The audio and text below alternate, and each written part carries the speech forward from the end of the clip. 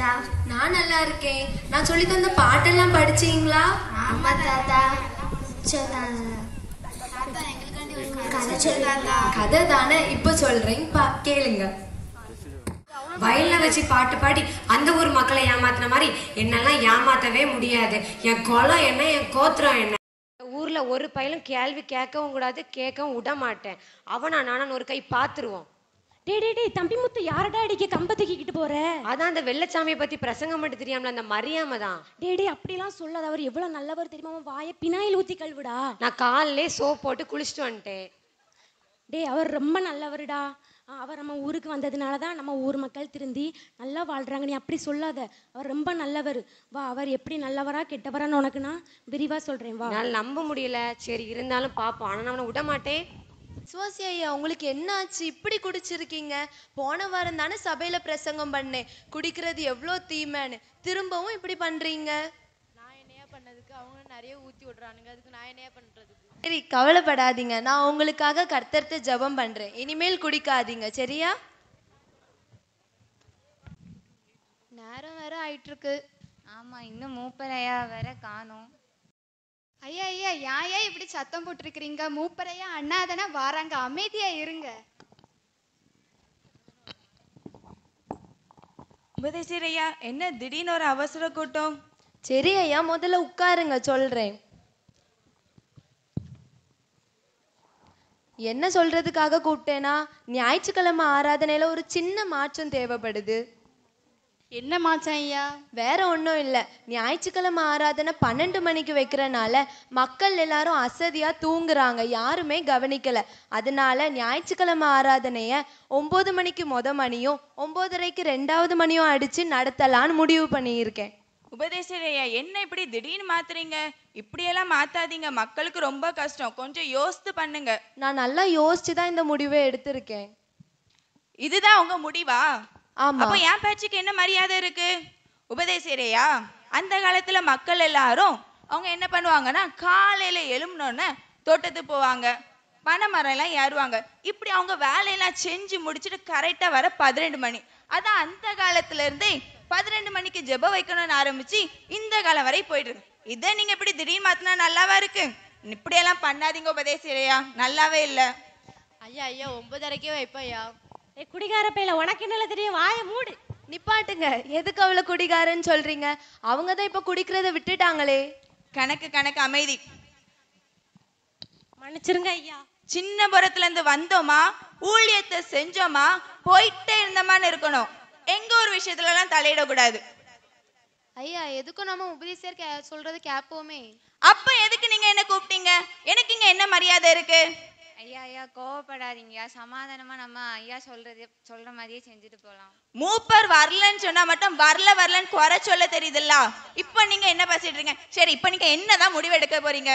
நான் முடிவு பண்ணிட்டேன். அடுத்த வாரம் ஆராதனை 9:30க்கு மணி அடிச்சு நான் தொடங்கிடுவேன். நீங்க எல்லாரும் கண்டிப்பா வரணும். உபதேசரையா, இதான் உங்க முடிவா? ஆமா. அப்போ உண்மை இஷ்டப்படி செய்யும். ஆனா ஒண்ணு, இந்த உபதேசரையா இந்த கோயில உபதேசம் பண்ற வரைக்கும் இந்த ஞான பிரகாசம் இந்த கோயில் பக்கம் தலை வச்சு படுக்க மாட்டான். அப்ப கால் வச்சு படுங்க. கணக்கு கைப்பில்ல, வாங்க போலாம். ஐயா வணக்கம் ஐயா. வணக்கம் ஐயா, எங்க போறீங்க?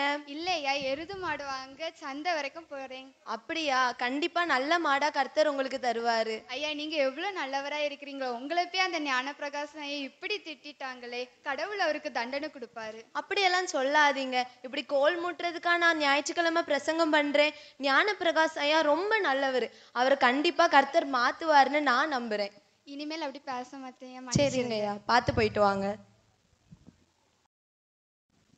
கைப்பிள்ளை, ஐயாவை கூட்டிட்டு ஒரு தென்னம்பிள்ளைய ஒரு பாறை பார்த்து வருவோமா? சரி வாங்க போவோம். வா கைப்பிள்ளை, போவோம். ஐயா ஐயா வணக்கம் ஐயா. என்ன 2 பேரும் சேர்ந்து வந்திருக்கீங்க? ஐயா, தென்னம்பிள்ளைய ஒரு பாறை பார்த்துட்டு வருவோம் ஐயா. பேர் ரொம்ப நாள் ஆகுது. ஆமா கணக்கு, நானும் ஒன்றை கேட்கணும். நம்ம தென்னந்தோப்புல கணக்கெல்லாம் குறையுத. ஐயா, சம்பள பைசா கொடுக்கணும், மொத்தமாக கையில தந்தோம்ல ஐயா. ஆமா பதியா, மறந்துட்டு. சரி விடு. ஐயா, உங்கள்கிட்ட ஒன்று கேட்கணும் பார்த்துக்கங்க. என்ன கேட்கணும்? நான் கேட்கணும் இல்லை, என் வீட்டாளு கேட்க சொன்னா பார்த்துக்கங்க. ஏதாவது உதவினா அதை நேரடியா கேட்க வேண்டியதானே. நீங்க ஒன்றும் சொல்லக்கூடாது பார்த்துக்கங்க. சொல்லு சொல்லு. ஐயா, நீங்க தான் ஆலயத்துல முன்னாடி தூண்கல்லா இருப்பிய, இப்போ ஆலய பக்கமே போக மாட்டேங்கிறிய. அதுக்கு இப்ப என்ன? இல்லையா, சொல்ல வரேன் கேளுங்க. சொல்லு. ஐயா, ஞாயிற்றுக்கிழமை தோறும் ஆலயத்துக்கு போயிருவிய, இப்போ ஞாயிற்றுக்கிழமை ஃபுல்லா வீட்டில் இருந்து ஒரே வேலையை போட்டு எங்க உயிரை எடுக்கிறிய. கணக்கு ஞான் பேரையே குழப்ப வச்சுட்டல. உனக்கு தெரியாதா நான் எவ்வளவு அவமானப்படுத்தேன்னு? உனக்கு தெரியாதா? தெரிஞ்சுமா நீ இப்படி பண்ணிட்டு இருக்க? ஐயா மன்னிச்சிருங்க ஐயா, நான் கேட்கலையே, வீட்டாளு கேட்க சொன்னா. வீட்டாளு கேட்டாவல நீ கேட்டாலும் பதில் சொல்ல தெரியாதா? சரிங்க ஐயா, மன்னிச்சுக்கங்க, கோவப்படாதீங்க. ஐயா ஐயா, ஊர்ல எல்லாரும் உபதேசியராதான் நல்லவங்கன்னு நினைச்சிட்டு. அப்ப நான் என்ன கெட்டவனா? நான் என்ன கெட்டவனா? மன்னிச்சிருங்க ஐயா, மன்னிச்சிருங்க. நீங்க ரெண்டு என் வேலைக்காரனா இருக்கனால சும்மா விடுறேன், இல்லன்னா இந்நேரத்துக்கு உங்க தோல் எல்லாம் உரிச்சு காய போடுறேன் பாத்துக்கோங்க. மன்னிச்சிருங்க ஐயா, இவன் வேற உயிரை போட்டு எடுக்கான். கோயில் பிள்ளை ஐயா, இங்க வாங்க. இல்லைங்கய்யா. அதாவது 3 மாசத்துக்கு அப்புறமா சிறப்பு போதகர் ஐயா வந்து நமக்கு திருவிருந்து நடக்க இருக்காங்க. அதை சொல்லி அனுப்புனாங்க. நீங்க எனக்கு ஒரு ஹெல்ப் பண்ணுங்க, ஒவ்வொரு வீட்டுக்கா போய் திருவிருந்துக்கு ஆயத்தப்படுறதுக்கு சொல்லுங்க. ஓகே, நான் சொல்லிடுறேன். ஐயா ஐயா நில்லுங்க, அப்படியே ஞான பிரகாசம் ஐயா கிட்டயும் சொல்லிருங்க. ஞான பிரகாசம் ஐயா கிட்டே அவங்க உங்களை திட்டுவாங்களே, நான் எப்படியா சொல்லுவேன்? சொல்லுங்க, சொல்ல வேண்டியது நம்ம கடமை. கர்த்தர் அவரை கூட்டிட்டு வருவாரு. சரியா. கடைக்காரக்கா, நாளைக்கு நம்ம ஆலயத்துல திருவிருந்து ஆராதனை நடக்குது. கடைக்கு போவோம், நாளைக்கு ஆலயத்துல கலந்து கொள்ளுங்க, சரியா? பால்காரக்கா, நாளைக்கு நம்ம ஆலயத்துல திருவிருந்து நடக்குது. நீங்க பால்காரக்கா போவாம நாளைக்கு திருவிருந்துல கலந்து கொள்ளுங்க. சபை மக்களே, நாளைக்கு நம்ம ஆலயத்துல திருவிருந்து நடக்க போகுது, அதனால எந்த வேலையும் செய்யாம நாளைக்கு திருவிருந்துல கலந்து கொள்ளுங்க. ஐயோ, இனி ஞான பிரகாசம் ஐயா கிட்ட வேற சொல்லணுமே, அவரு வேற திட்டி விடுவாரு. என்ன பண்ண, சொல்லிதானே தீரணும். என்ன நடக்கும் நடக்கிட்ட போய் சொல்லுவோம். கணக்கு இந்த மாசத்துல உள்ள கணக்கெல்லாம் ஒப்புவி. சரி ஐயா, சொல்லேன். தேங்காய் 50, புளி 10. ஐயா பாருங்க, இந்த அட்டையில இருக்கும் எல்லாம். நான் எனக்கு வாசிக்கலாம் தெரியாது, அதுக்கு தானே நான் கணக்கா வச்சிருக்கிறேன். ஒரு இதுவும் பார்க்கவும் தெரியாதான், சேர் மட்டும் இருந்துருவாரு. இப்ப என்ன உனக்கு சேர் வேணுமா? இல்ல ஐயா வேண்டாம், நான் இங்க கணக்கு பார்த்துட்டு இருக்கேன். ஒன்னும் தெரிய மாட்டீங்க.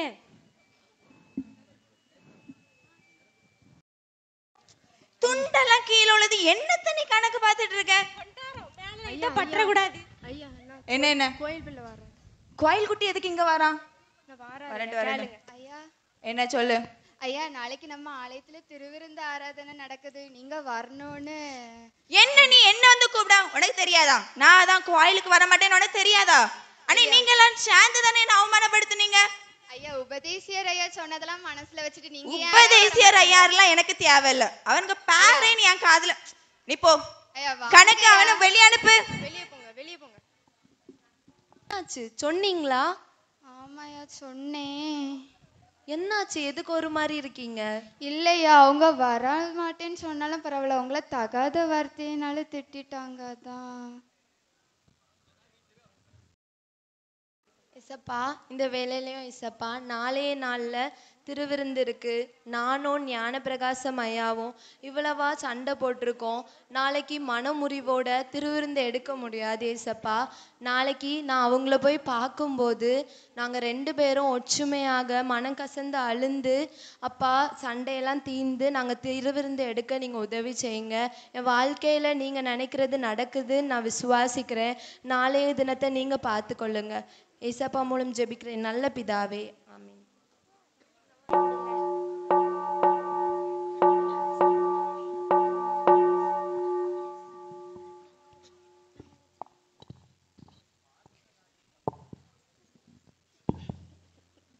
பெத்தலையில் பிறந்தவரை போற்றி துதி மனமே.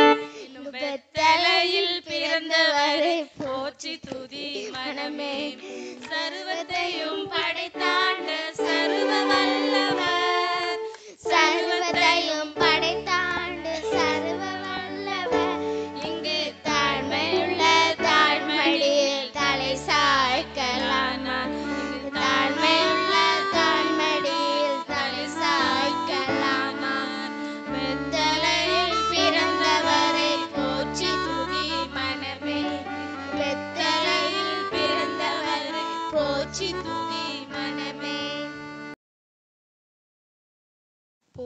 ஐயா வேற வரேன்னு சொன்னாரு, இன்னும் ஆளை காணோம்.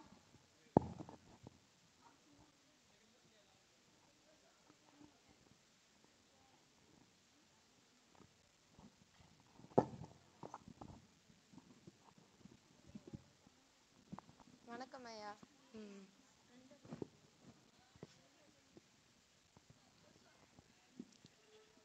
சரி, எல்லாரும் எப்படி இருக்கீங்க? நல்லா இருக்கோம். சின்ன பிள்ளைங்கலாம் வணக்கம் வணக்கம். சின்ன பிள்ளைங்கலாம் பைபிள் வாசிப்பீங்களா? ஆமா பாஸ்டர். ப்ரேயர் பண்ணுவீங்களா? ஆமா பாஸ்டர். நீங்க பண்ண மாட்டீங்களா இருக்கும். இந்த பத்திங்களா இந்த சர்ச் பிள்ளைங்க எவ்வளவு நல்லபடியா ப்ரேயர் பண்ணிட்டு இருக்காங்க. பெரியவங்க வீட்டெல்லாம் குடும்ப ஜெபம் உண்டா? பாஸ்டர் குடும்ப ஜெபம் கரெக்டா பண்ணிடுவோம் பாஸ்டர். கரெக்டாவா? ஆமா ஆமா கரெக்டா பண்ணிடுவோம். டைமிங் என்ன? டைமிங் கொஞ்சம் அப்படி இப்படிதான் இருக்கும். 9 மணில இருந்து 10 மணிக்குள்ள எல்லாரும் வந்து சேரணும்ல வீட்டுல. அப்படி எத்தனை பேர் தான் வீட்டுல இருக்கீங்க?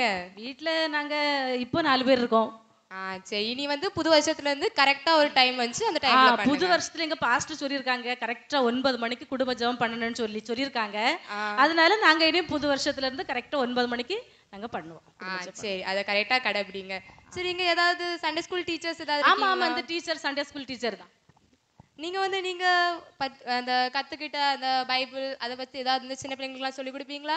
ஆமா பெரிய பாஸ்டர், நான் பிள்ளைகளுக்கெல்லாம் சண்டே கிளாஸ்ல நல்ல கதைகள்லாம் சொல்லி கொடுத்துருக்கேன் பைபிள்ல இருந்து. சரி, உங்களெல்லாம் நல்லா பாத்துக்கோங்க, வளரக்கூடிய ஜெனரேஷன். லூக்கா 19ஆம் அதிகாரத்துல வரக்கூடிய அந்த சகரியாவின் கதை, அதெல்லாம் சகீவு கதையெல்லாம் சொல்லி கொடுத்துருக்கேன். அது கதை மட்டும் இல்ல, பாட்டு கூட நான் பாட்டு சொல்லி கொடுத்துருக்கேன். என்ன பாட்டுன்னா, சகீவுவே இறங்கி வா, நான் உன் வீட்டில் தங்க வேண்டும், தங்க வேண்டும், தங்க வேண்டும், நான் உன் வீட்டில் தங்க வேண்டும், சீக்கிரமாய் இறங்கி வா, நான் உன் வீட்டில் தங்க வேண்டும். உபதேசியார் சொல்லுங்க ஐயா. முதலாம் மணி அடிச்சு ரொம்ப லேட் ஆயிட்டு, இன்னும் நீங்க 2ஆம் மணி அடிக்கலையா? ஆமா ஐயா, இன்னும் ஞான பிரகாசம் வரல. ஓ அப்படியா? கண்டிப்பா கூப்பிடணுமா? ஆமா ஐயா, நானே போய் கூட்டிட்டு வந்துடுறேன். சீக்கிரம் வாங்க, லேட் ஆயிட்டு. சரி ஐயா.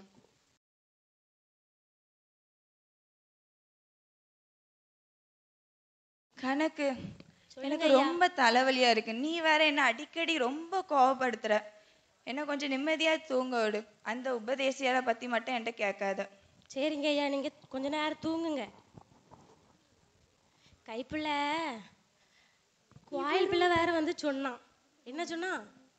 திருவிருந்துக்கு வரணும்னு சொன்னான். அப்படியோ? ஆமா. இவனும் போக மாட்டான், நம்மளையும் போக விட மாட்டானே. ஆமா. இப்போ உறங்கிட்டு இருப்பானோ கேட்டுட்டு இருப்பானோ? ஆமா, தூங்கறியல. சரி, வேற என்ன சொல்லலாம்? ஒண்ணுமே. என்ன செய்ய? யாரா கூட வருவாங்களா? ஐயோ, நான் உபதேசியாரையா வராரு. அப்படியா? என்ன நீ இப்ப தானே சொன்ன, அவனுக்கு பேட்ச் எல்லாம் சொல்லாதானே? இல்ல அண்ணா வாராங்க. உபதேசியாரையாவா? இங்க அவன் எதுக்கு வந்தான்? அவன் என்ன பார்க்க கூடாதுன்னு சொல்லியிருக்கேன். கதவு போட்டு. கர்த்தரின் பந்தியில் வா சகோதரா, கர்த்தரின் பந்தியில் வா, கர்த்தரின் பந்தியில் வா, கர்த்தரன் வாய் சொந்த இரத்தத்தை சிந்தின காரணத்தை மன பூரணமாயெண்ணி, கர்த்தரின் பந்தியில் வா, ஆபேலின் இரத்தம் அல்ல நீ செய்த அநியாயத்தை சொல்ல, சாபம் எல்லாம் வெல்ல சிந்துண்ட தயையை நான் என்ன சொல்ல, கோபம் இல்லாமல் உன்மா பாவம்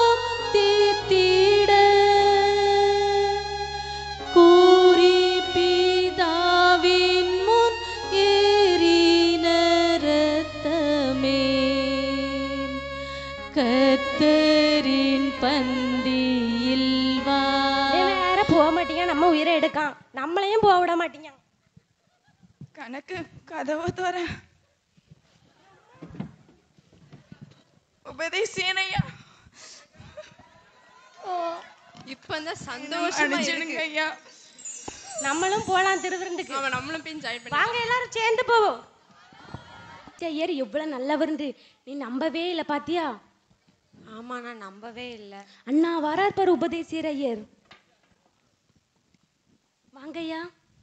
சொல்லுங்க ஐயா, என்ன மன்னிச்சிருங்க ஐயா. நீங்க எங்க வீட்டுக்கு வாங்க ஐயா. எங்க வீட்டு முத்தத்துல உட்காந்து நீங்க இன்னைக்கு ஊழியம் பண்ணுங்க. நான் உங்களுக்கு எல்லாருக்கும் பருப்பும் கருப்பட்டி காப்பியும் போட்டு தரேன். வாங்க எங்க வீட்டுக்கு வந்து ஊழியம் பண்ணுங்க.